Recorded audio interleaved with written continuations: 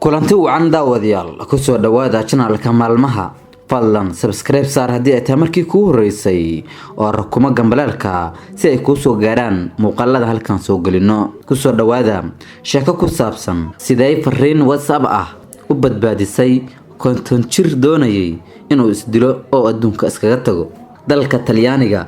fariin WhatsApp ah ayaa badbaadisay nin doonayay inuu ka takhaluso naftiisa sida laga soo xigtay warbaahinta dalka Talyaaniga oo arintan wax badan ka qortay booliiska maxalliga ah ee magaalada Reho ee dalka Talyaaniga ayaa ku guuleystay in ay badbaadiyaan konton jir nin ah oo doonayay in uu sameeyo ismiidaamin kadib markii fariin WhatsApp ah oo qoraal ah oo si qaldan ugu diray booliiska midaas oo si degdeg ah u gaartay waaxda booliiska ee wadanka Talyaaniga ninkan daada ah ayaa la soo warinayaa in uu fariinta u waday haweeney uu jecel yahay isagoo haweeneyda u tilmaamaya inuu doonayo inuu gabi ahaanba noloshiisa ka takhaluso oo uu isdilo ayuu fariin oo u waday waxa uu u diray booliiska haweeneydii fariinta ugu talagalana ma aysan gaarin booliiska ayaa si qaldan ugu dhacday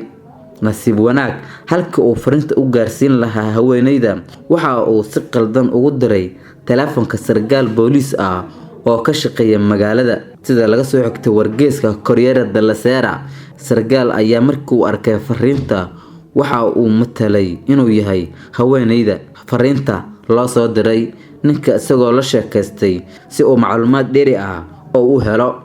isla xilligaasi sargaalka ayaa xiriir la sameeyay qaybta booliiska ee magaalada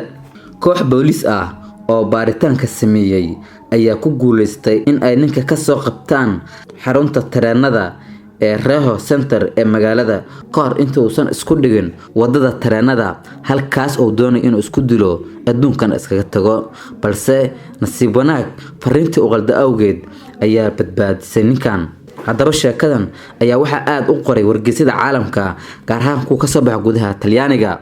waxayna noqotay fariin WhatsApp ah in ay badbaadiso ruux naftiisa laga ahaa ka oo doonayay inuu soo gabagabeeyo noloshiisa adduunka